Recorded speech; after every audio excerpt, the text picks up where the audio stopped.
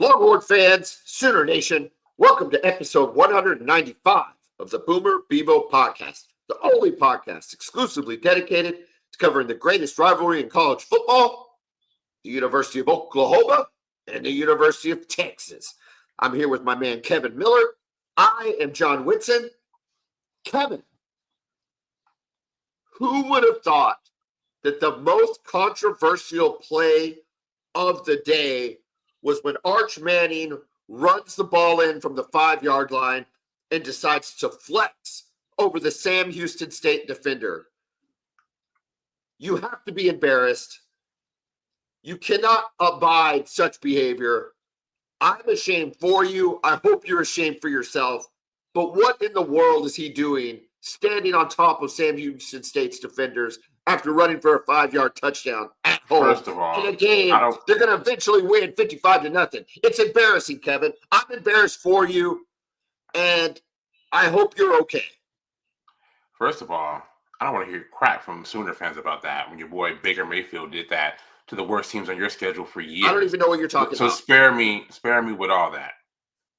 Let me know when you when try to keep your offense from cheating. Let me know when your quarterback wins a Heisman, and then we'll talk. How about that? Fair enough. I don't know. I thought it was just kind of funny. He looked good. Arch looked good. 18-21, 309 yards, 3 touchdowns, 2 rushing touchdowns. All the articles mentioned swagger, which I guess speaks to that play. Here's what I'll say about that. I don't think anybody really liked it, but I liked him at least showing some sort of personality because he hadn't been. And again, it's not about just the way he's playing; it's the way he was carrying himself out there. He just didn't look like he was having fun. Looked miserable out there. When last year he's coming in doing stupid dances when he scores, all this stuff, jumping up with his teammates, just fired up. So it was nice to see that side of him back. I will acknowledge that sometimes you have to fake it, right? You got to have some false bravado in order to generate some real bravado. So I don't know. Maybe this will get something going. Who knows? Yeah. But hey, what are we talking about? Sam Houston State 55-0. Oklahoma beats Auburn 24-17. Kevin, in a game that has more nuggets than I can remember in a very, very, very long time. I'm not even sure where to start. You're a neutral observer. Why don't you throw me out a couple topics and let me just go off on a stream of consciousness? Where do you want me to start? We'll start with the OU defense, particularly the defensive line. We'll start there. Let's start there. Depending on where you look, we either had 9 or 10 sacks. Okay. I don't know. Per Sooner exactly Sports, what that means. Per the OU official website, per your press releases from the University of Oklahoma, they said 9 sacks. ESPN has us at 9 sacks. So we'll go with 9 sacks. That ties a record for an Oklahoma team in a single game. Mason Thomas only played half the game and had 2 sacks. One obviously resulting in the safety to pretty much seal the deal. Absolutely sealed the deal. And I love that. However, the game ball doesn't go to Mason Thomas. It goes to Jaden Jackson. Holy crap. That dude looked like that dude yesterday. He was unblockable. He was in the backfield on every play. If he wasn't making the sack, he was the one creating the space for the other guy to make the sack. That dude can move, 2.5 sacks, and then maybe a mini game ball. How about David Stone? We've seen flashes. We've seen little bits of – dude, this is going up against an SEC offensive line. David Stone looked fast. He looked mean. I got to tell you, the only person that didn't get a sack is Dominic Williams, and I think he was drawing double teams. I don't know what to say about this defensive. The superlatives can go on and on, but my God, they are nasty, Kevin. Absolutely nasty. Yeah, Auburn couldn't handle them, especially, like you said, in the interior. It also helps when the Auburn quarterback, for whatever reason, just won't get rid of the football. That had to drive Auburn fans and Hugh Freeze insane. he actually did some good things yesterday, but Yes. man, his pocket awareness, his internal clock just wasn't there. It's like, dude.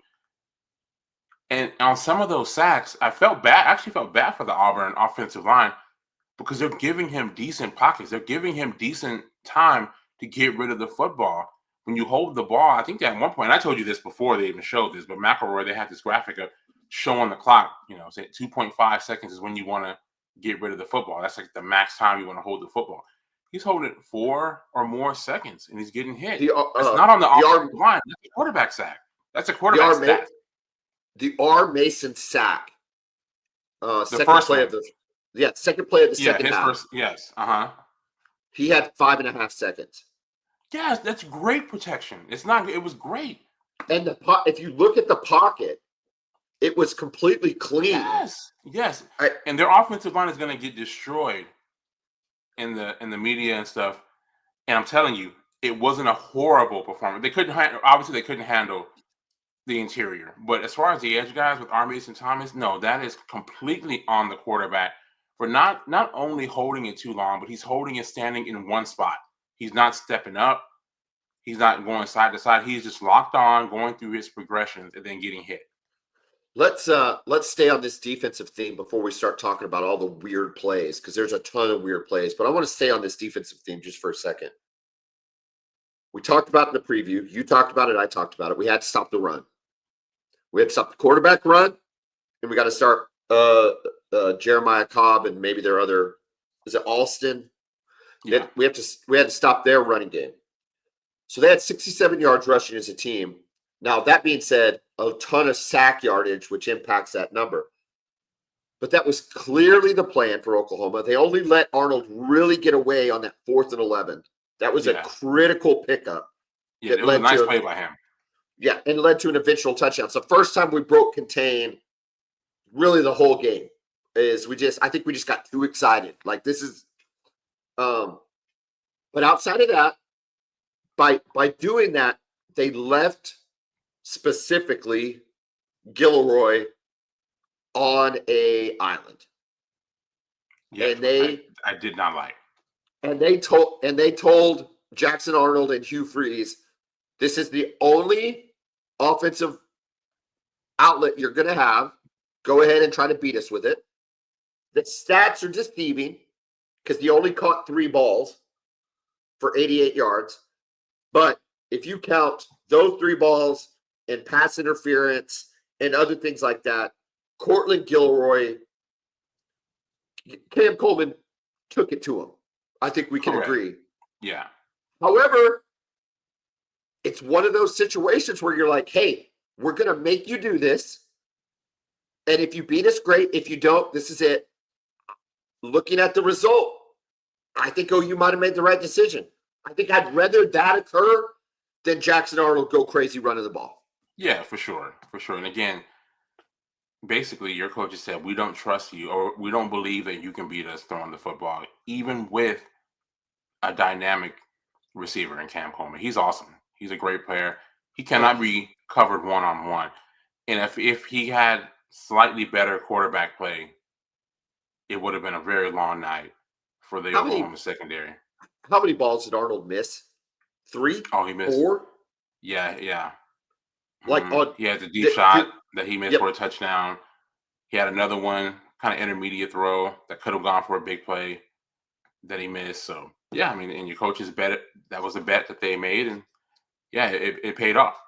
I hope, and I don't think that that's going to be the defensive plan for every team going forward. I would imagine you would have more assets allocated to coverage against Arch, against Nussmeier, correct. Whatever, Alabama. But I think for Auburn, it was, go ahead, try us. They did. They had success, but not enough to beat us. Correct. They definitely left some stuff on the table there, and it's kind of an interesting game for Arnold in that aspect, right? He did some good things, but you also saw some of the things that frustrated Oklahoma fans last season. The biggest thing he didn't do was turn the ball over.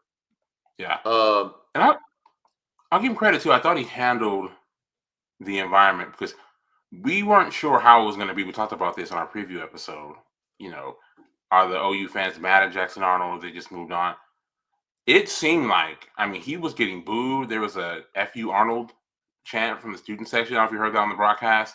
Yeah, no. So it just seemed it was just more hostile towards him than I expected it to be. And I thought he handled himself pretty well. I'm not surprised by the crowd hostility. I think, though, in the post game and maybe even in the pregame, the relationships between the coaches and players towards him was very positive. Correct. Yeah. Did you get that and I expected that. Oh, absolutely. And I expected that to happen because he really didn't do anything wrong. No. He handled himself well. It was a horrible situation that he was placed in. I thought the coaching staff mishandled it a bit. I thought they pulled the plug a little too soon. I said it wouldn't happen. And then you went back to him after Hawkins struggled and against South Carolina. Brought him back in for the rest of the season. It was just a horrible situation for him. I disagree. I think they pulled the plug at the appropriate time. It just didn't matter. He got done dirty. Dude. Correct. Yeah. Yeah. He yesterday you saw what he can do. Okay. And you also saw what he can't do. But I still think Hugh Freeze is a good enough offensive coach to maximize him, to maximize his abilities. He's got to get him to get rid of the ball, though. That's just okay. That cost him the game yesterday. Well, sure it did. Yeah. I thought Auburn I thought they played well. I thought they played well defensively. We'll get into that, of course. But I thought offensively they played good enough other than all the sacks. And those sacks are on the quarterback. If you guys had 9, I would say at least 6 of them were on Arnold for holding the ball too long. 100%. 100%. Also, with Hugh Freeze, and again, I'm not taking anything away because we all knew that y'all's defensive line was going to be good and it's going to be good all season. But you can't help them by holding the ball, right? Mason Thomas coming around the edge. He's going to get around the edge eventually. I don't care, Orlando Pace could be out there. Eventually, he's going to get loose, right? So him holding the ball too long. But also with Auburn, I do think they got away, or they just never really got into a flow of handing the ball off to their running backs. 13 combined carries between Cobb and Austin. 7 for Austin and 6 for Cobb. He did break loose on one for that 44-yard gain. Looked really good there. And that was right at the beginning of the second half. I was okay, maybe have they found something here? And they just never really went back to it. In a game that was a one-score game pretty much throughout the entire game, so I'm just not sure why they went away from the running game with the running backs. I'd like to hear what other podcasters and analysts have to say because I'm not astute enough to break it all down. But my guess is, Kevin, there was nowhere to run. Yeah. They were taking away the run. So it was a lot of single high safety. They had 3 linebackers in nearly almost every play. 4 down linemen, 3 linebackers. They at least had 7 in the box, it felt like, on every play. So we just took away the run and said, Jackson Arnold, try to beat us with your arm. We couldn't do it. Okay, let's shift. Do you want to talk OU offense or do you want to talk weird plays? Let's talk about the weird plays because there was some weird stuff in there. Let's start with the Satania overturned fumble. I'm surprised that it got overturned. I think it was the right call, but I don't know that there was enough to overturn the call in the field. No, I completely agree. I felt the same way. I could see how you could say it was an incomplete pass, but I just didn't see enough there to overturn it. If they would have called it incomplete on the field, then 100% they would have said the play is upheld. But I just didn't see anything that was definitive enough. Oh, yeah, there's no way he had control of this ball. So, yeah, it was odd. And then I thought he was really, if he did have control, I thought his butt was really close to being on the ground. Yeah. But that was a ginormous break for Oklahoma. especially when you don't know how the game's going to end up. But right, it was so early. Yeah, we're talking about, second so drive of early. the game. Yeah. So then we've got them pushed back. They go into a punt. Really bad snap by the punter. At the time, I didn't know that the punter was left-footed.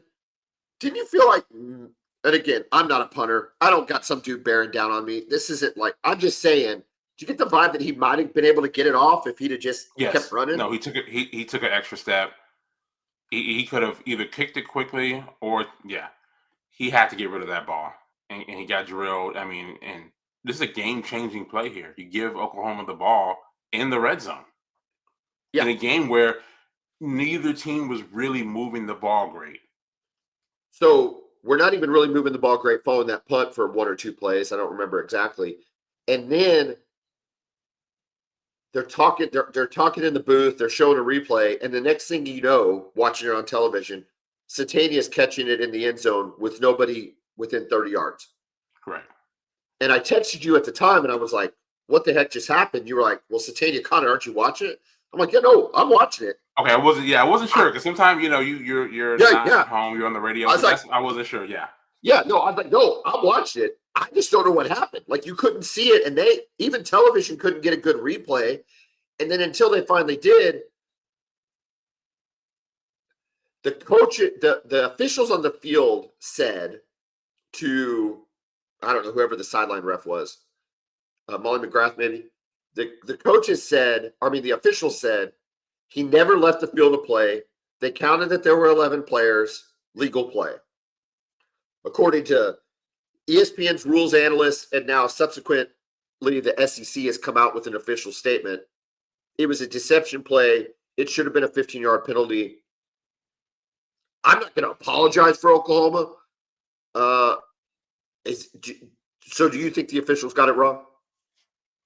It certainly seems that way. I mean, the way he was walking, right? We know how receivers look when they are running to get in position for a play. This is a way that every receiver moves. So like a slight jog, they get into a stance. The way he was walking, he's just walking casually, like he's going to the sidelines. He gets all the way to the sideline.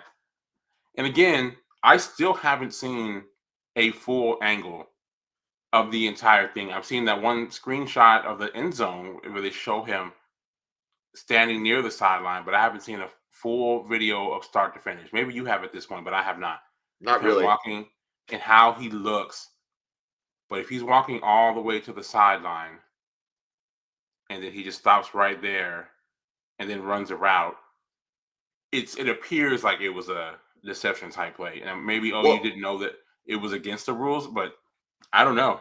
But again, it's not up to them to know. It's the referee's job to understand that.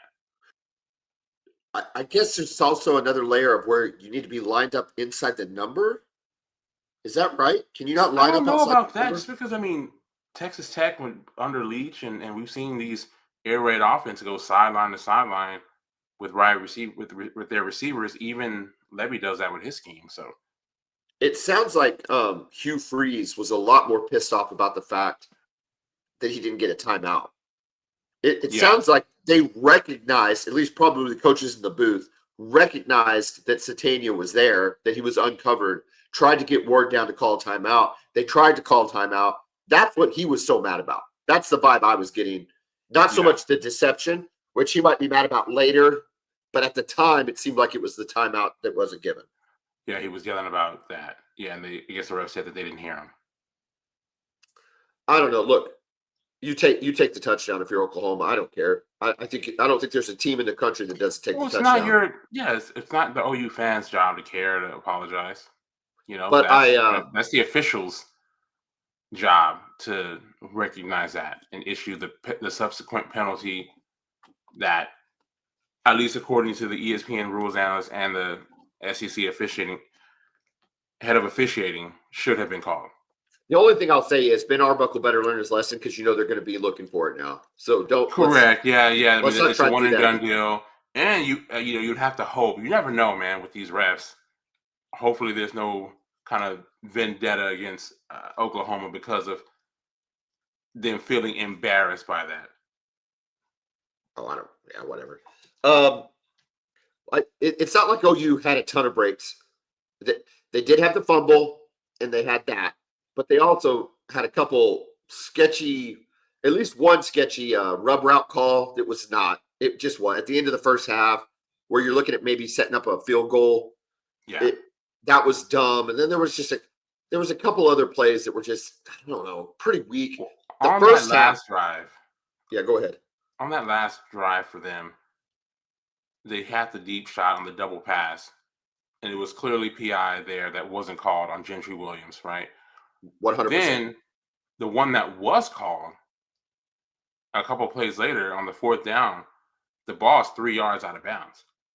There's no way they catch that ball. I think they should have called defensive holding there. Yes, 100%. I mean, again, the result still would have been a first down, but it just seemed like a kind of a makeup call because, and it's weird on that one deep, the double pass. The back judge, the referee, is running with his back turned to the play. He just never saw it. Well, if you saw that replay, he literally had his back turned as he's trying to get in position, but he has his back to the play as the pass interference happened. Why he missed it? Yes, I acknowledge that, and he was out of position. However, typically on a play like that, with PI, that's that obvious because it was pass interference on the double pass. There's no doubt, and I don't feel bad about that because they later score on the drive, right? So correct. It's hard to be up in arms about a missed call on a drive that still results in a touchdown, right? It's like, okay, get over yourself. You still scored. You were going to. Anyway, that's neither here nor there. But typically when a play like that happens, you have flags coming in from everywhere. Everybody's throwing a flag. Sideline guys are throwing a flag. Whatever. And there, yeah. It was just so, yes, that guy missed it. But where were the other flags that usually come flying in on a pass interference like that? Correct. Yeah. The whole thing was weird, man. The whole game was just, there were so many penalties, man. And okay, and then real quick, I want to talk about OU mistakes, and then I want to talk about the offense. So OU mistakes. I think a play that's gone underlooked because of everything else that went on is the Mateer fumble in plus territory in the second quarter. OU was moving the ball. They had finally gotten a little bit of rhythm, and that fumble took points off the board. We were in field goal range. By the way, Sandell, great game, 3 for 3 with a 49-yarder. So that really, really hurt. And then Peyton Bowen had a pick six in his hands. There was nobody catching him in the first half. No. He's wide open. And I think that the tenor of the game changes with a pick six early. I'm not sure Auburn maintains a confidence level in Jackson Arnold after something like that. And then Kendall Daniels had what also should have been an interception. So there were 3 really, not mistakes on the defense, but what ifs, and then a big mistake on offense. I think that also impacted the game. Okay. I just those had to be mentioned. All right. You want to talk about the good? What do you want me to talk about? Good with the OU offense or bad with the OU offense? We'll start with the good, and then we'll go to the bad. In the third and fourth quarter, John Mateer, especially near the end of the third quarter, was that dude. Okay? What we were missing all year last year was hope on the offensive side of the ball. You're playing in the SEC. You can look across the league. Some people think LSU is the best team in the league. They only scored 20 against Florida with 5 touchdowns, with 5 interceptions that they created. 20 points. You're not going to score a ton of points in this league necessarily, again, especially against really good defenses. But you have to have hope that it can happen. And Mateer is that dude. Okay. He ended the game with 11 completions in a row, 16 out of his last 17 with a touchdown run. And on that last drive, it just looked like he was in complete control of the offense, going down the field, managing the clock, bleeding. It looked like Michigan again, only with the short intermediate passes versus the run game. And then that ball to Satania, which was a catch, not controversial, was a great ball, great catch, setting up that touchdown run. Mateer is going to give Oklahoma hope in every single game they have, especially paired with this defense. Yeah, I think we talked about that after week 1. I was like, you have a quarterback he's going to give you a chance every game. You at least have a chance, right? So yeah, I mean, I didn't think it was his best game, top to bottom, but like you said, when it really mattered, there down the stretch, he just got it done, man. And you know, I don't know if it's been covered enough, just the impact of having him and his old coordinator, just having that knowledge of a system. Because sometimes you bring in a coordinator and a new coordinator can completely change your fortunes, right? You guys were thinking Riley back in 2015, just completely transformed your program. Having him come in with the OC and a system that he's been running, this is his 3rd year in this system. It's just such a huge deal, right? He just looks comfortable. There's nothing about the offense that he doesn't know. There's nothing about it that he doesn't feel comfortable with at this point. So when you have somebody who knows the entire playbook and has ran the majority of it before he even gets there, yeah, it's just transformative for the Oklahoma program. Okay, now the bad. I had to get to the bad quickly. You just brought up Ben Arbuckle. You're right. Yes. Short answer, yes. He's changed the offense. We have an identity. We have a quarterback. We won the game. In the first half, I don't know what he was doing from a play calling standpoint. So we would have positive plays on first down. And then we would have some very odd second down play calls, including including the reverse and other plays like that. Look, we're in the SEC now, Ben. This isn't whoever Washington had. You cannot run side to side against an SEC defense. No, I'm not sure. Not. I'm not sure there is an SEC defense that you can run side to side against and expect to have any success. I'm including Vanderbilt. Auburn has dudes, but they're dudes that are even faster than Auburn, right? Alabama's going to be faster. Texas has faster dudes than Auburn does. So yeah, you can't do it. No. And so he gets away from the vertical run game, which maybe Auburn's taken a lot away. I also think the OU offensive line was clearly beat up. They tried to roll out Fasusi in there a little bit in the second quarter. I don't know how long he stayed. I need some breakdown kind of on the per plays by the offensive lineman. But they tried to get him out there. He looked like he had a hitch in his step. So I think this bye week in Kent State is huge for the offensive line. Like, oh my God, it's huge. At the same time, though, when they got back in the second half, when they got back to the intermediate pass game, okay, they're not able to run the ball, but it was this passes over the middle to Lewis, Satania, Burks, and Canick. The offense started to pick up that rhythm again in the second half, and that's what we needed to see. We did not see it in the first half. It was very weird play calling, but I thought the reset at halftime worked. Lastly, the running game sucks. I don't know if it's the offensive lineman beat up or DeMarco Murray can't coach up running backs. I'm just not sure. Torrey Blaylock went 11 carries for 13 yards, 35 total rush yards. It's not good enough, Kevin. It's not good enough in the SEC. No, it's not. And, I don't know how much hope you have with it, honestly, for the rest of the season. Obviously, having a healthy offensive line can help. But right now, the key to Oklahoma's offense is it's 100% John Mateer hero ball, which is great, and it's fun to watch. Well, real quick, I'm going to push back. Hero ball, I disagree. Well, and the only reason I say that, they were just intermediate passes, Kevin. That wasn't a hero ball. Well, it was just what I mean. It's just him. It's just him. The running game. Yes. Now, I will say the good thing about this one, the good thing about this game is that he only had 10 rush attempts, because I don't want to see, if I'm an Oklahoma fan, I don't want to see him having 19 carries like he had against Michigan. He takes a lot of big hits, man, and he's as tough as nails. No one's questioning his toughness at all. I'm just, again, wondering how sustainable it is once you get into the real tough part of the schedule, which is coming up after Kent State. I would just not want to see this kid get injured, just because he has to be the passing game and the running game for Oklahoma. He did not. This was not a repeat of the Michigan game. Yeah. He did not. I don't remember him taking any just ginormous hits. Maybe one or two. I think he took one. Yeah, he took one or two pretty big ones on run plays, but it wasn't like the Michigan game. He was getting drilled. But for the most part, he was sliding. He was getting down. He was getting out of bounds when he did it. I'm okay with that. That's what you're going to have to do.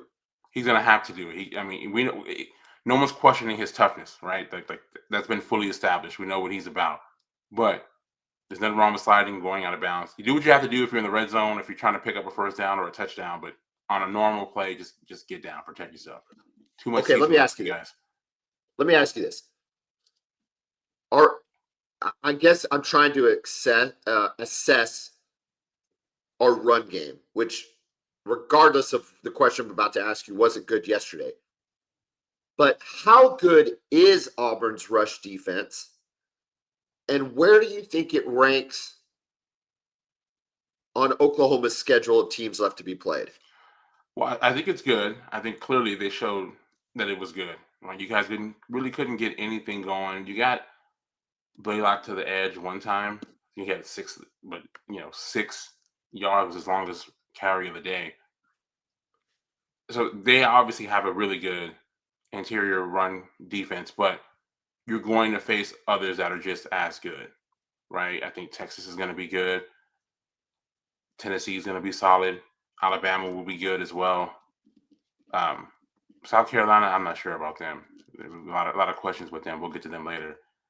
So I think among the best, but you'll also face several teams that are at least as good. Yeah.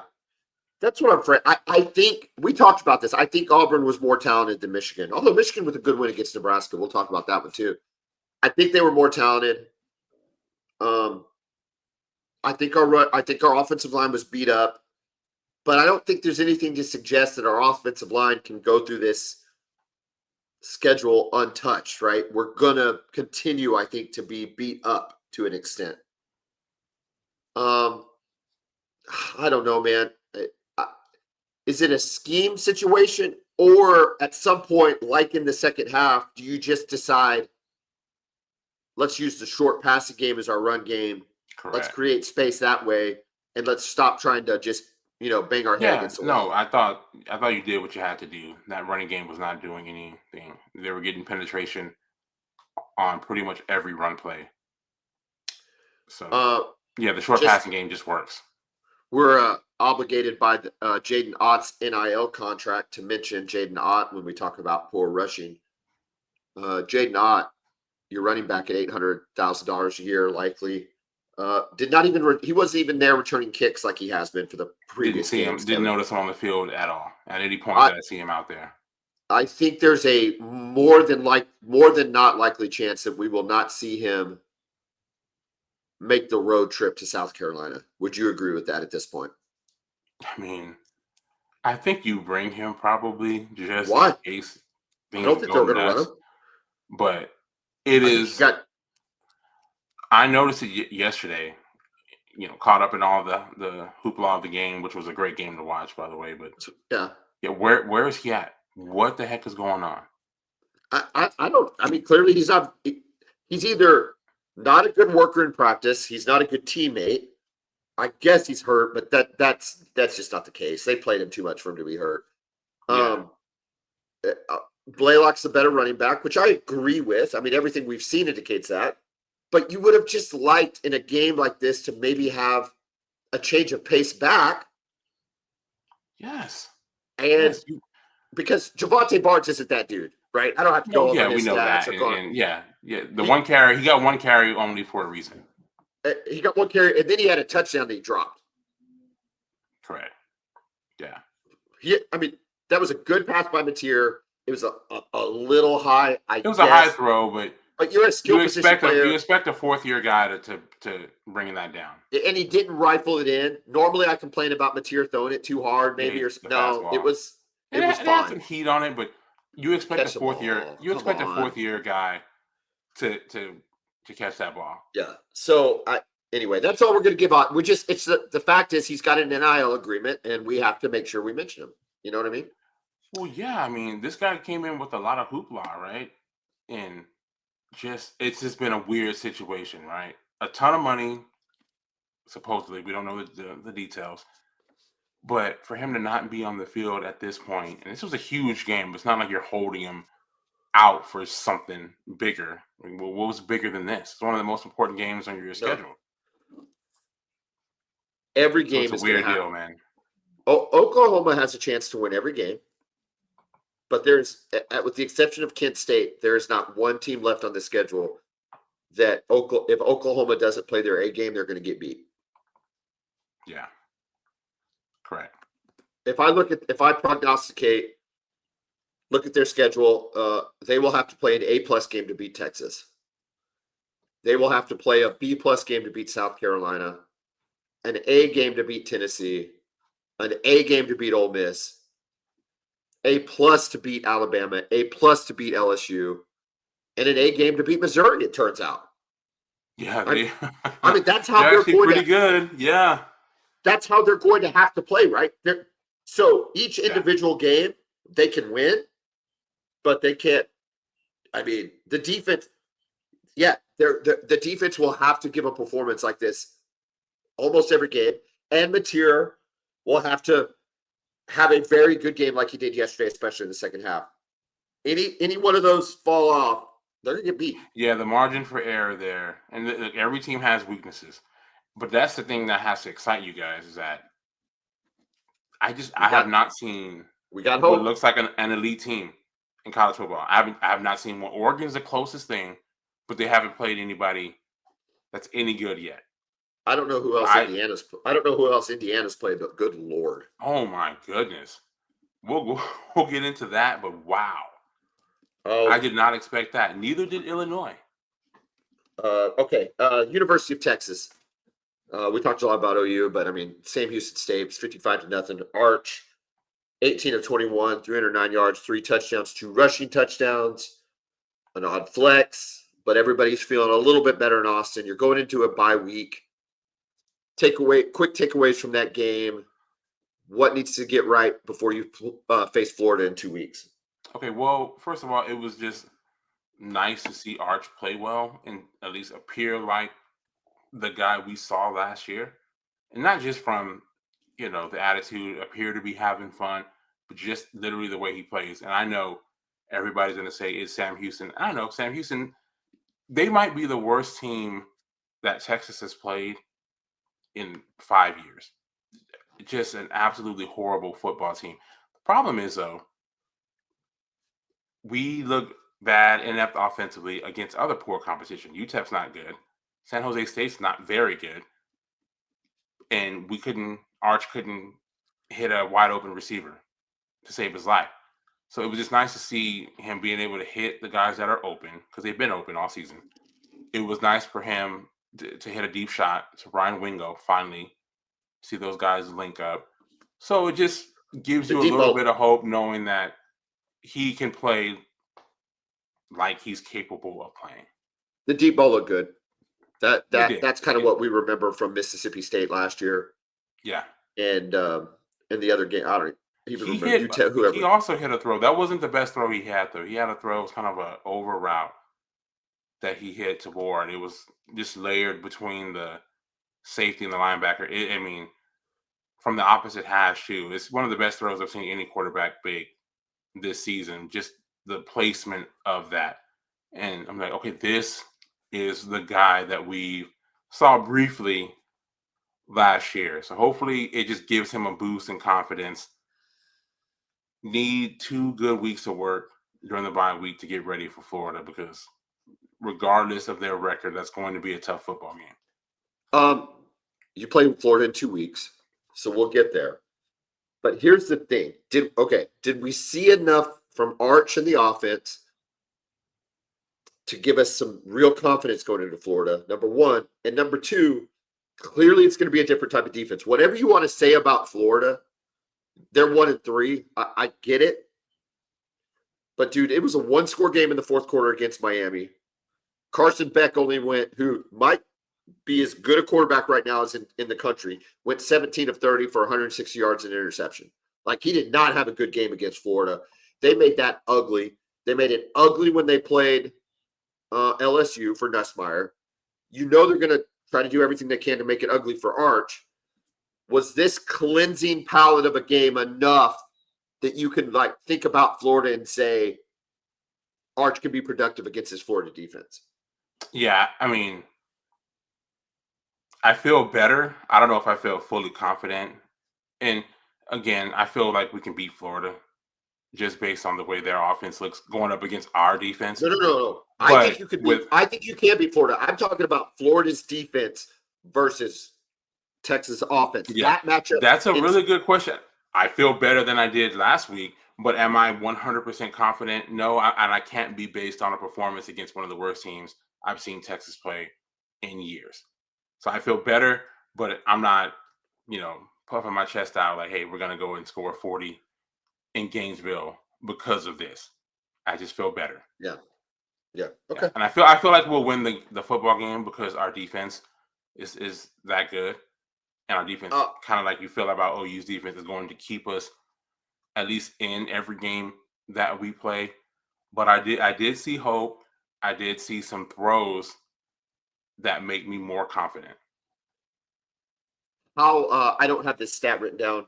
How'd your running game look? That's been a point of concern. The running game was pretty good. I feel good about that. But again, it's Sam Houston State. The issue with it the week before against UTEP is that the holes were there, and I saw us watching it live, and the running backs are just going to weird spots.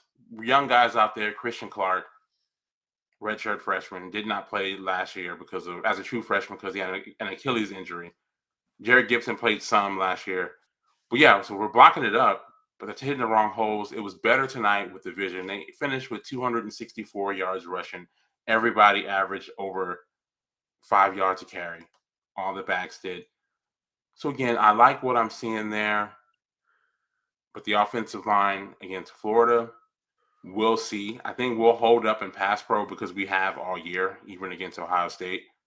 We'll see if they can open up any holes in the run game, though, going up against a really, really good Florida defense. We had DeAndre Moore back at the receiver position, which I'm happy about. He looked good out there.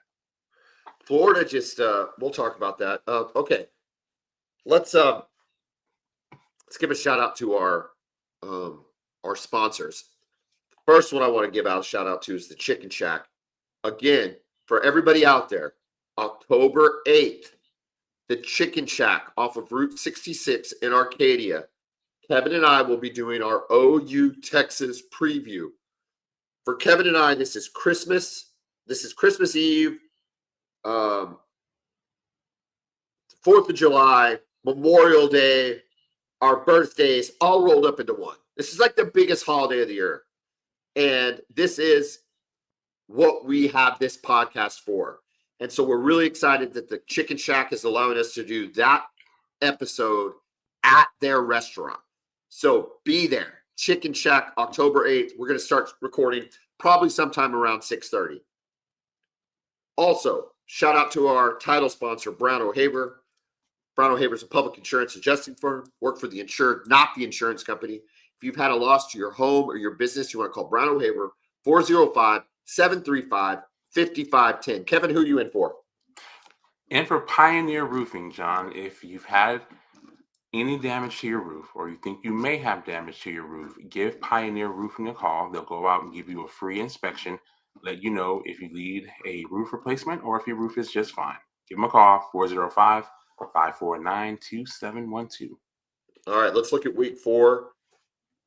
Kevin, not a good week for picks. Been a weird season, man. It's been a weird season. We both had OU to cover. That's a win. We did not have Texas covering. That's a loss. I had Indiana. We'll talk about that game. You had Illinois. Yikes. And again, we did disclaim that I don't know much about these two teams. Woo, we learned a lot. We learned 100%. We 100% disclaimed it, and I would not have in a million years thought Indiana was going to roll like that. You did have Texas Tech. That's going to be a game we talk about. I did not. And both of us had Nebraska, and Michigan with the win on the road. Good win for Michigan. We'll talk about it. LSU beat Southeast Louisiana 26-10. Miami over Florida 26-7. Again, this is what I'm talking about, though. Florida's defense is really, really, really, really good. Their offense can't do diddly do. So it sounds like you still feel good about Texas going up against them in a couple weeks. I do. Yeah, just because, I mean, they're reeling as a program right now. And how long before that defense stops playing as hard because they don't feel like they have any hope with that offense on the other side, right? If you look at the box score from the game, Florida finished with 141 yards of offense, 161 yards passing on 12 of 23, and only 80 yards rushing. That's tough, man.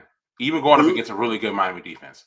Who is a bigger quarterback disappointment for you personally, since you touted both of these guys coming into the preseason? I think you had them 1 and 1A on your Heisman ballot. Who is the bigger quarterback disappointment? DJ Lagaway or Cade Klubnik from Clemson, who falls to 1 and 3 against Syracuse? The first time they've been 1 and 3 since 2012. And Dabo's only season so far at 1 and 3 with no sign of improvement. Who has been a bigger disappointment? Well, the answer is Cade Klubnik. I mean, this guy's a senior. What are we talking about here? The way he finished last season, we just thought that, okay, they're set up for a huge season. And because of him having this guy in, he's going to be great. And he has been so bad. It just hasn't looked right for them offensively. Their defense had looked great, but the defense let them down. And that's what happens, right? We talked about this. You, Oklahoma fan, you dealt with this last year. Your defense is going to have bad games from time to time playing against these offenses. And when it does, they had no offense to really back them up overall. So it's been a rough season for them, a rough season for Cade Klubnik. A lot of weird vibes coming from the Clemson program. I just think that Dabo, it's the arrogance factor, right? Like, there's times to be arrogant. I don't mind the cocky coach from time to time. That it's okay. But there's other times when you're thumping your chest over last season or previous seasons, where as a fan, you're like, I don't care about last year. It doesn't. I care about this year. And can we at least acknowledge that something isn't right now? I think that's okay for a fan, media member, whatever, to question. And for him to thump his chest and go, y'all want to, if you want to fire me, all you're doing is firing a winner. All you're doing is firing a winner. And it's like, okay, nobody said anything about firing you. They said, right, what's going on with your offense? What's up with your preseason All-American quarterback? What's up with the team that made the playoffs last year and how bad you look this year? Like, those are legitimate questions. And it's just, I don't know, that look from coaches might be my least favorite look. Exactly. And we're all acknowledging the fact that they have had immense success with him as a head coach. Two national championships. 4 what else? Championship game appearances. All you can hope for, but that doesn't mean you get a pass for when it's not looking good. And people are just asking questions. Why does this team look like this? Why, when you have a 4th-year quarterback that is very talented, it's not like he was some 2-star guy that's overachieved. It's a 5-star guy. Third year in the system, I think, with Garrett Riley too. You talk about being in the system with a coordinator. We think Garrett Riley's good because of his last name, and he's had some success before. Yeah, because he was at TCU to the national championship. Yeah, when they went to the championship game, he was their offensive coordinator. That's how he got this Clemson job. And so it's just, I don't know. All right, Florida State beat. Speaking of ACC, Florida State, Kent State 66-10. The aforementioned Indiana Illinois 63-10. The only takeaway I have from that game is Kurt Cignetti looked pissed off the entire game. He did. He almost looked like he thought they should have won by 100. Yeah, and you would have thought if you just tuned in and just seen him on the sidelines, you would have thought that his team was the one losing by 53 points. Yes. I don't know what to think about that. I think if you're an Indiana fan, maybe you're a little confident about it. That's I think you have to be. First of all, can we talk about their quarterback, Fernando Mendoza? pretty good. 21 of 23. 21 of 23 for 267 yards and 5 touchdowns. They had 267 yards passing and 312 yards rushing. What are we talking about here? And we've been picking on Arch because every stat we then follow up with, but it was Sam Houston State. This ain't Sam Houston State. No. This is a ranked Big Ten team. They were a top 10 team. And they just, they beat them like a redheaded stepchild. Jeez. They really did. And so you have to feel good, Oklahoma, now that's your path into the top 10 now. Well, if Indiana doesn't jump OU, which I want OU to keep getting disrespected. Like, I want them to look at this score. I want voters to look at this score and go, maybe OU should be 13th. Like, that doesn't bother me. Do you feel like you've been getting? You say keep getting disrespected. Do you feel like you guys have been getting? We're the most disrespected team in the country, Kevin. Come on. What do you base? No, seriously. What do you base? People hate us. Oh, I don't know. So you're right. Not getting ranked early in the season at the beginning of the year. I think Oklahoma should have been ranked at the beginning of the year. Well, you were ranked in the AP, just not the coaches poll. That was weird. Yeah. I thought that was weird too. I'm kind of, part of me's kind of being funny, but here's one that it does not make me happy to report because this guy is coming to Norman here in probably about a month. Ole Miss Tulane 45-10. Did you see Chambliss' stat line? I did. 17 of 27, 307 yards, 14 rushes for 112 yards. I don't need this dude coming to Norman. I do not need Lane Kiffin with this guy running circles around. Look, I think our defense is super duper good. Jackson Arnold holds onto the ball way too long, doesn't start running quick. This dude is not that dude. I don't think we're getting 10 sacks against this kid in Norman here in about a month. Do you? I don't think so. But yeah, this guy came out of nowhere. And poor Austin Simmons, man. You got injured at the wrong time, unfortunately. Hey, it happened. You're not getting your job back. I don't think he is. Do you? No. Now, how do you pull this kid? Everything looks better. And that looks like bad under Simmons. It was never bad, but it just looks better with this kid. Tennessee over UAB, 56-24. Okay, Texas Tech, Utah. The score is oddly deceptive of this game. Going into the fourth quarter, it was 10-3 Texas Tech.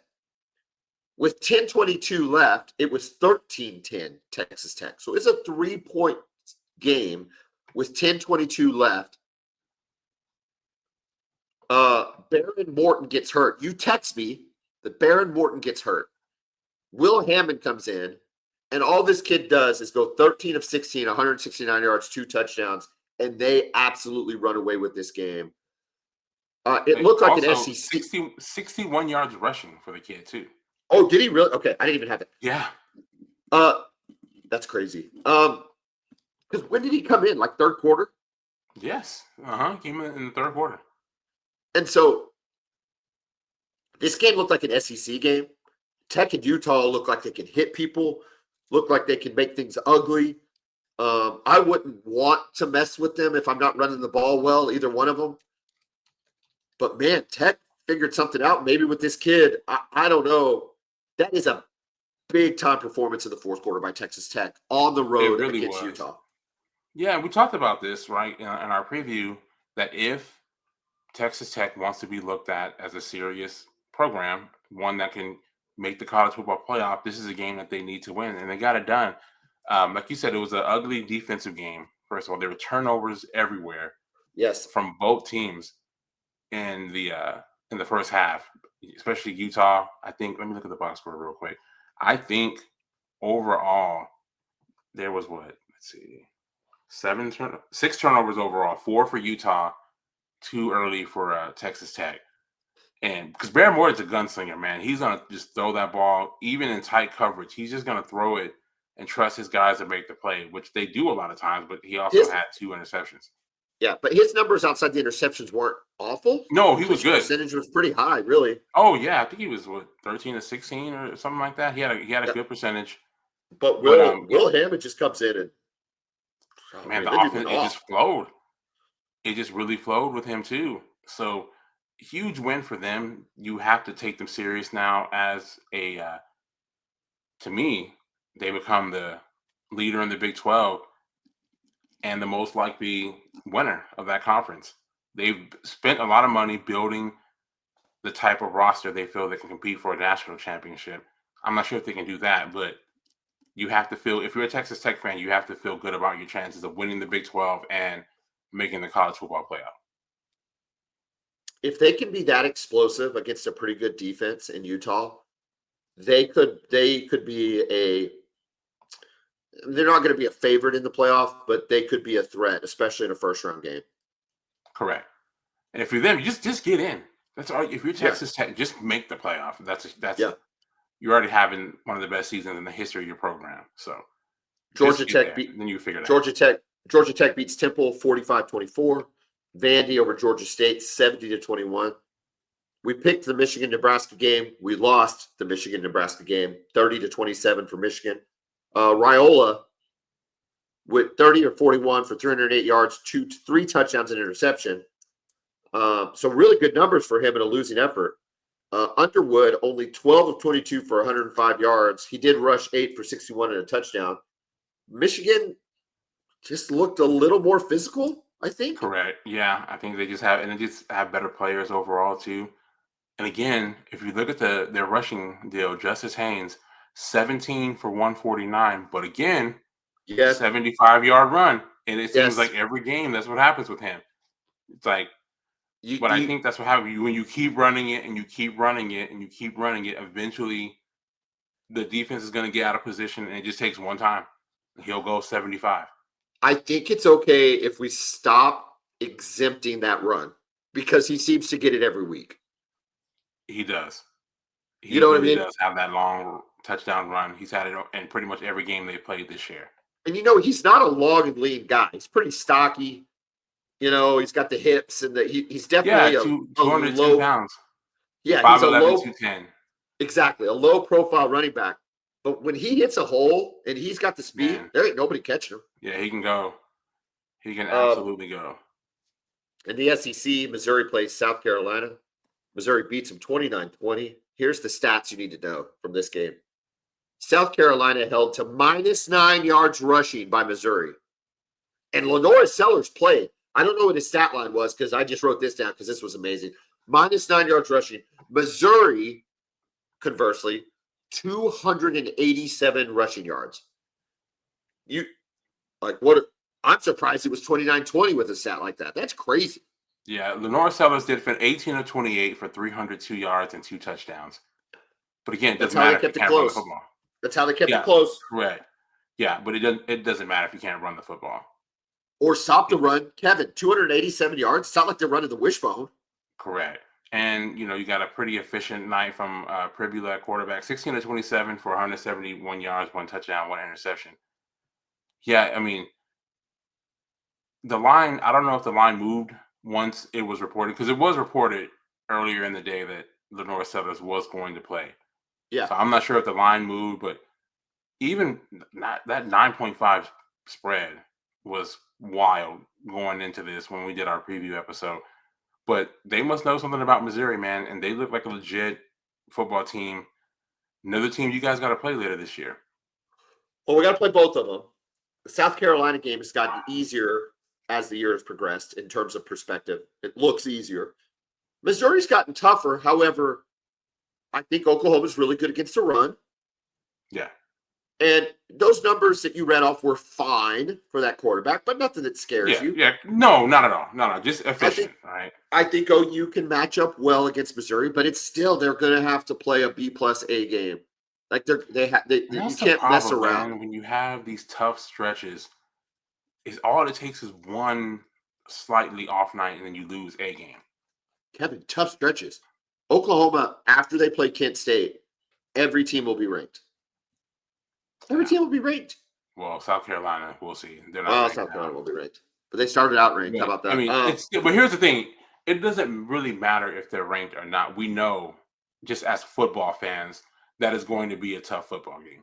Going into Williams-Brice Stadium, yes, it's going to be tough. They have a great crowd, and they got a great quarterback. Correct. They got a great quarterback that makes plays. It doesn't matter if they're ranked or not. It's going to be a tough game.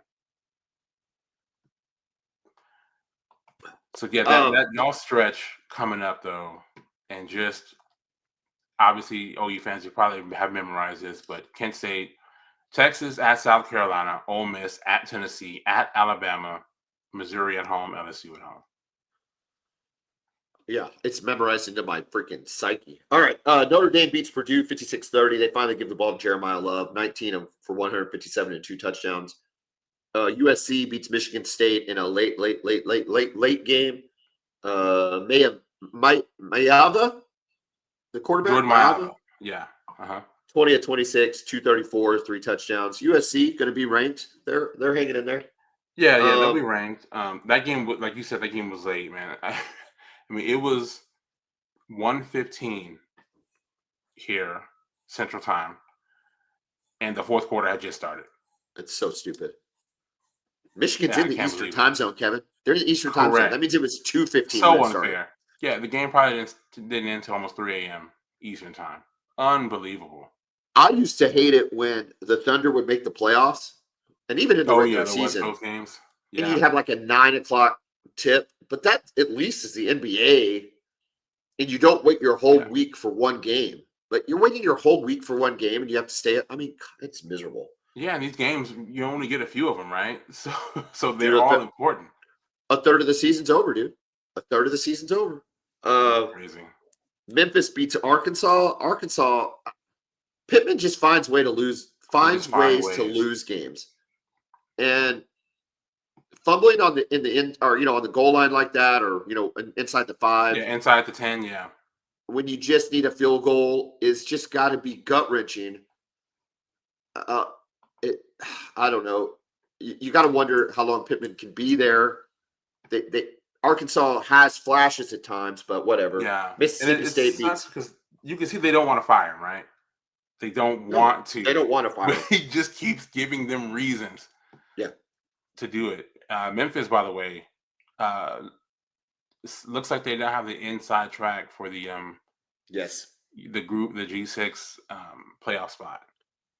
Yeah, I still think it's too early to say that, but I agree. Yeah, just the inside track. Just if they handle their business going forward, they should be good. Yeah. I'm saying they're going to go undefeated. But if you look at their schedule real quick, Tulsa, FAU, Tulsa. We'll get to Tulsa.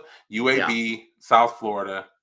Again, that's going to be that's actually become a very big game. At Rice versus Tulane, at East Carolina and Navy. Yeah, no, they should. Yeah, they'll be fine. And they look, whatever. But it's Arkansas, right? I mean, yeah. It's just, but I mean, that's the most talented team that they'll face. It's the most talented team they'll face all year, and they beat them. When does Arkansas play Notre Dame? That's a good question. It's coming up, isn't it?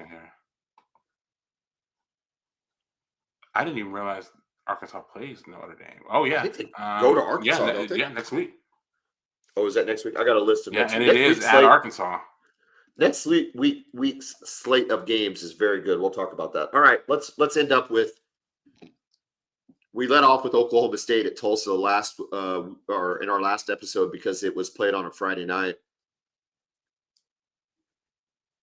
I mean, if you're an Oklahoma State fan, you just have to be devastated by what you're seeing. It wasn't fluky. Tulsa handled them from beginning to end. I think they converted on 3 or 4 fourth downs that Oklahoma State had no chance of stopping.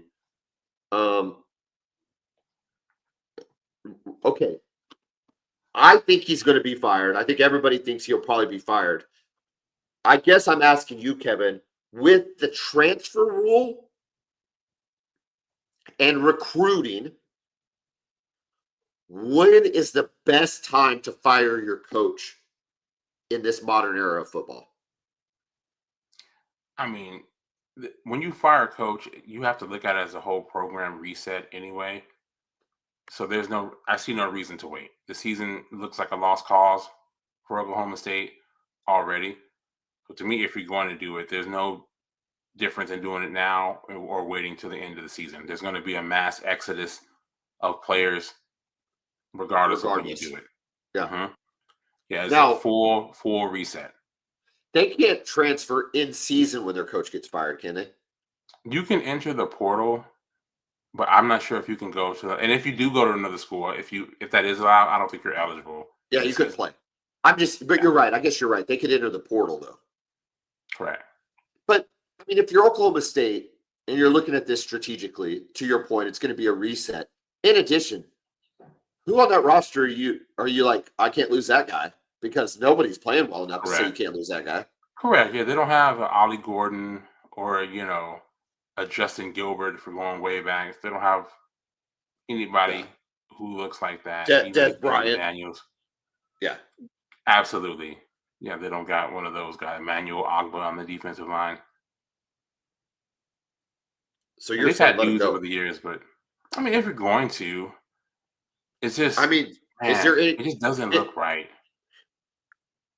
I guess essentially the same thing could be, if he's not too proud to accept it, is to announce that this will be his last year and allow him to coach out the rest of the year. And it just seems like it's the best at this point. It just seems like it's the best decision for everyone involved, for him and the program, because he looks like he's fed up. He doesn't like disinterested. He hates the way college football is. I think he hates. He's kind of like Dabo. He hates NIL. He hates the transfer portal. And like this era of college football does not mesh well with what he's about. I want to speak to that for a second, and we'll come back to Gundy. But I want to speak to what you just said. It is different. This era of college football is marketably different than anything you and I grew up with. Since either of our schools' last national championships, since Bob Stoops was the coach, since Mac Brown was the coach, all of these things, it's just different. It feels different. It looks different. Everything's different. But for the coaches that embrace it, it still very much feels like college football. For example, OU Auburn felt like a college football game. And I want to bring up a couple points. Number one, the crowd. The crowd hated Jackson Arnold just because he was Jackson Arnold. Beautiful. Loved it. Hugh Freeze, mad at the world. Beautiful. Loved it. But then you also got, like, on Oklahoma's team, dude, you are playing in the SEC. You have a roster on the defensive side that is loaded with talent. And you've got a 6 foot, 220-pound white guy who was a walk-on, basically playing starter minutes. He started ahead of Kobe McKenzie against Auburn and looked good doing it. That's college football. And when a guy like Brent Venables just goes ahead and engages in it and accepts it, and Marcus Freeman, although they've had a rough year, but they engage in it and they accept it, it still is a fantastic sport. The NIL sucks, but look at NIL. It's not like we're sitting there playing Jay Knott just because he got paid. If he's not the dude, he's not the dude. Yes, I completely agree. That when you watch those games, it just feels like we're watching college football, and everything we love about college football still remains. It still remains. Now, there's some aspects of NIL. Really, I have no problem with NIL. It's more the way the transfer portal is set up. Some of the things that it's not good for most teams, and in a lot of ways, it's not great for the players either. I enjoy them having the freedom to make those decisions, but bouncing from school to school every year has been a bad decision for a lot of players. That's been a detriment to a number of players and to the sport. I agree. Correct. But the NIL, here's the thing that I've noticed with NIL. Have you noticed that players aren't playing hard because they're getting paid? I haven't. Nope. Did you notice anybody on that field not giving everything they had? What I have noticed, if anything, it's made their lives easier. They can focus on football. It's really hard when you don't have any money in your pocket, right? And you've got a family at home and they're struggling. That's a lot of weighs on you as a young person. Now, players are just worrying about football. Here's what we don't hear about a lot. Player arrests. Have you heard anybody, players getting arrested, players doing stupid things like armed robberies when they get desperate for money? Remember the guys at OU that got kicked off the team? Texas had guys back in the 2000s kicked off the team because they were doing stupid, petty robberies because they need money in their pockets. We're just not hearing about that with NIL. So I think overall it's been good for the sport. And like you said, the coaches that have embraced it, Sark was one of them from the very jump. Sark, And it's I a should new have era of mentioned college Sark. football. I should have mentioned Sark. Absolutely. He's a poster child for it. He's He's like, absolutely listen, this is embraced a it. new era of college football. He's like, I didn't invent it, but this is the system that we have. So we have to get on board with it and we have to adjust to it. And the game has been great. Those games were awesome yesterday. Like you said, OU and Auburn, it was a classic college football game.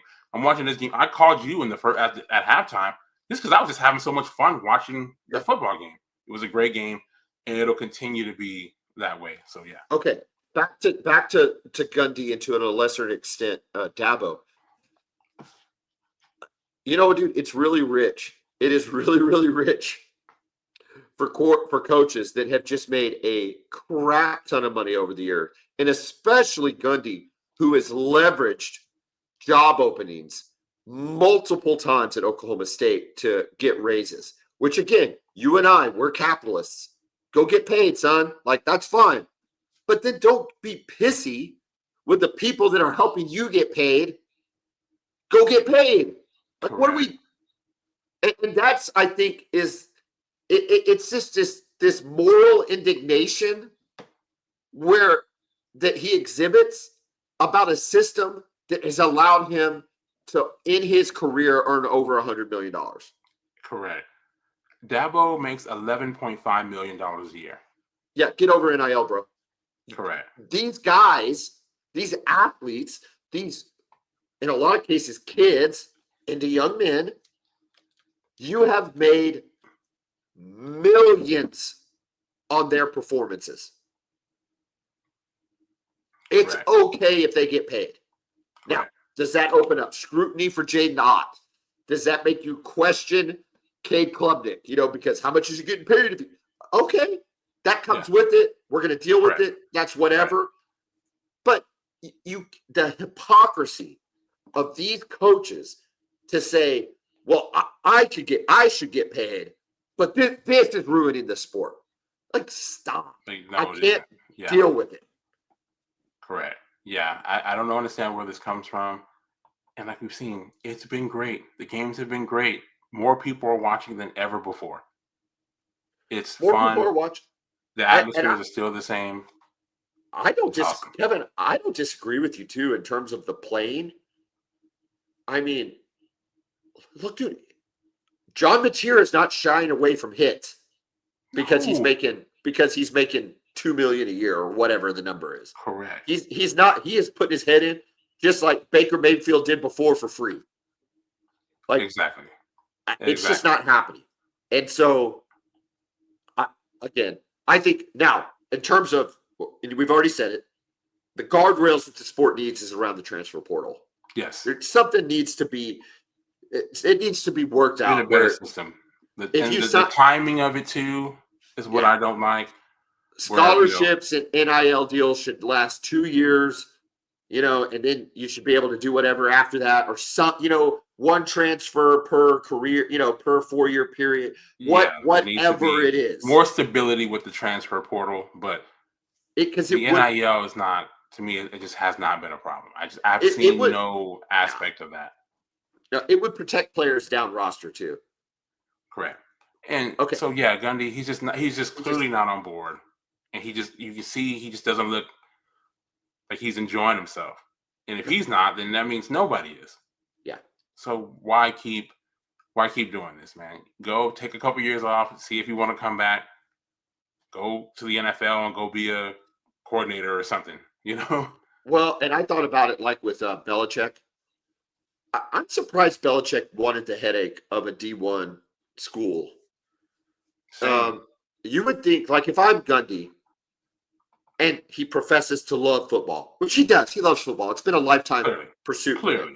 Yeah. Clearly he loves the sport.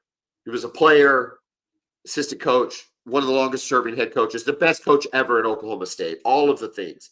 But if he's slightly disillusioned with the top level of college football, go coach D3. Correct. You've made all the money in the world. Correct. Go coach UCO. Go coach. Yeah, I was gonna say go to UCO somewhere. Go to UCO. Go over to North. Go to Southeastern down there in Durant or whatever, or Ada, wherever it's at. Durant, I think. And just go coach some football and have some fun. Like, you've made plenty of money. because you're not changing the system. The system is what it is now, and the cat's out of the the cows are out of the barn. We talked about it before, right? You either step up or you step off.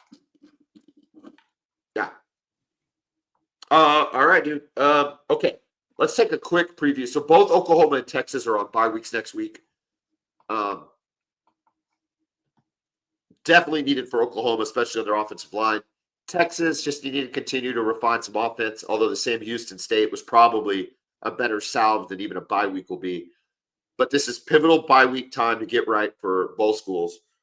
In terms of games around the country that we're going to be talking about, Penn State, Oregon, which I think is a whiteout. Huge. At night. Oh, man, it's going to be huge, man. I'm so excited about it. These two teams haven't played anybody yet. This is their first matchups against people that matter. Correct. And I just want to see Dante Moore, who's looked great so far, going to that environment. How does he handle himself in what is one of the loudest environments in the country?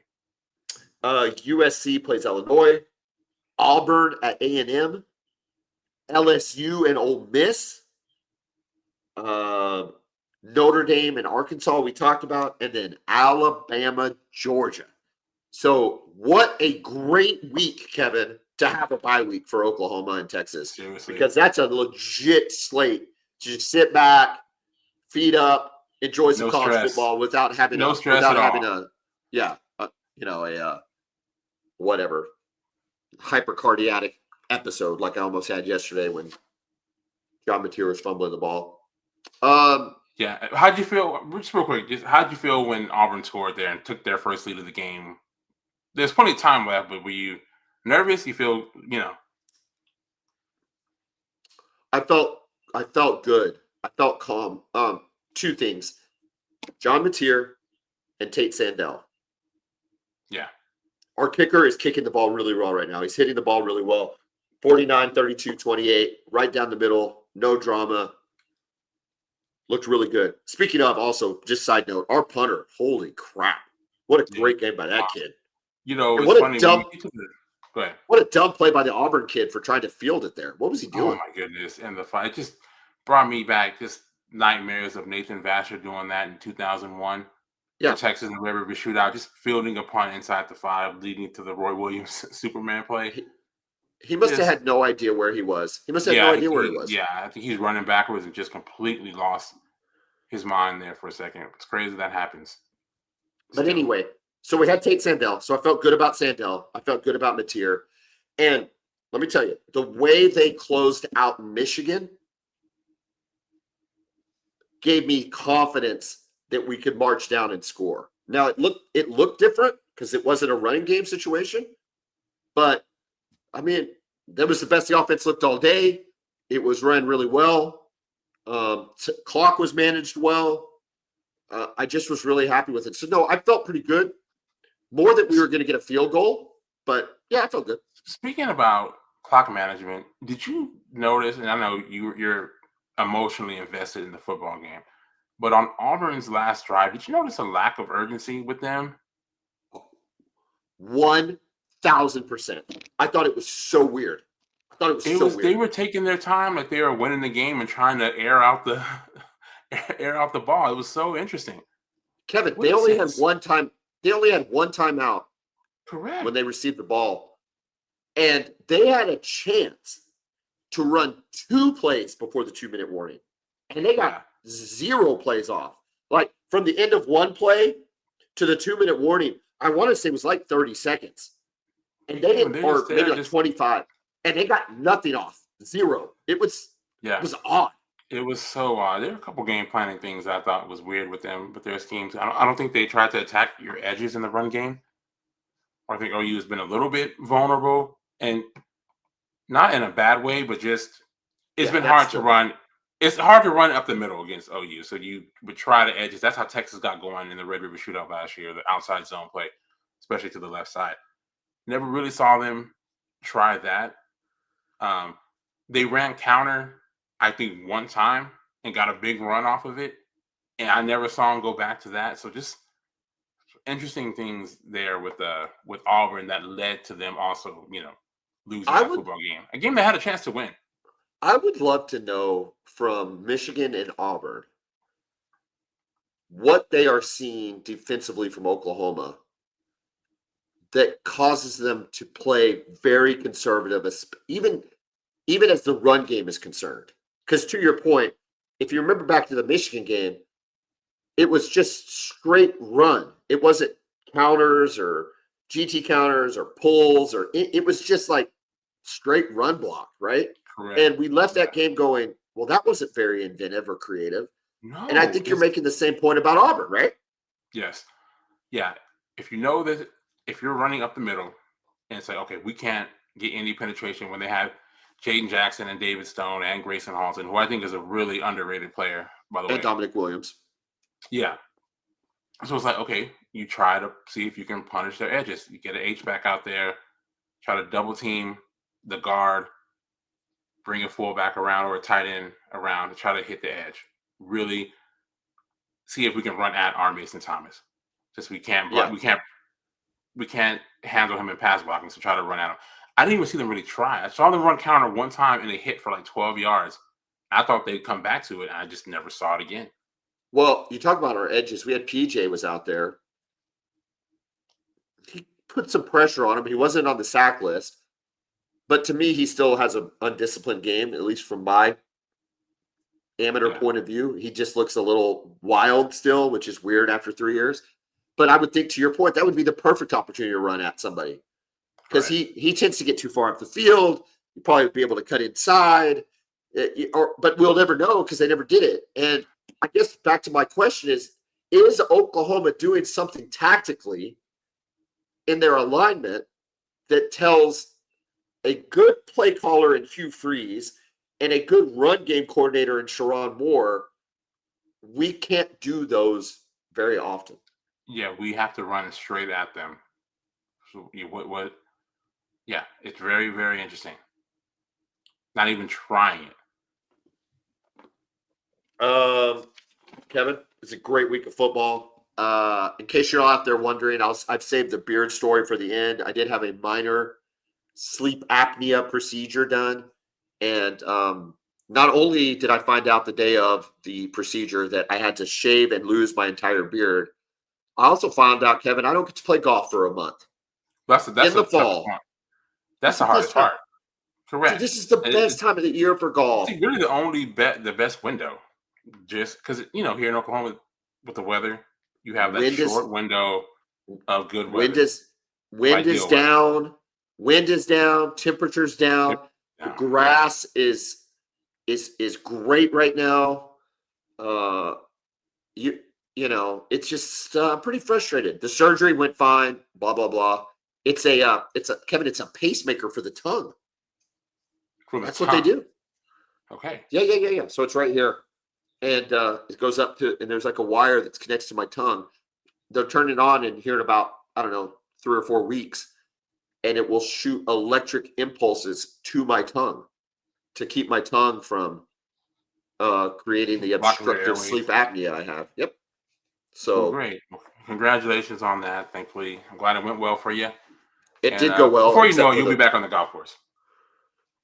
The problem is going to be if I can abide by the 4-week rule.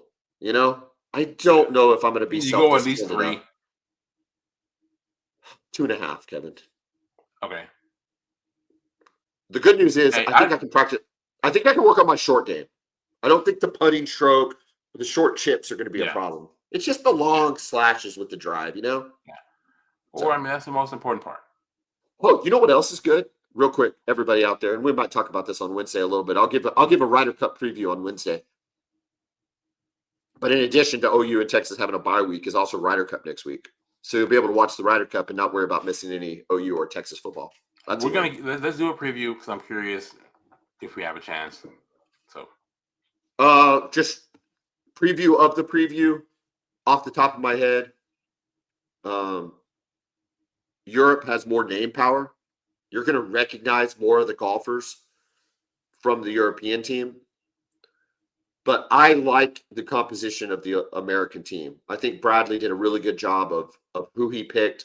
We'll go through that a little bit. That'll be a good exercise, especially for a bye week. That works out well. Kevin, Great. Enjoy the NFL. Have a great Sunday of activities, and we'll talk Wednesday. Boomer. Okay.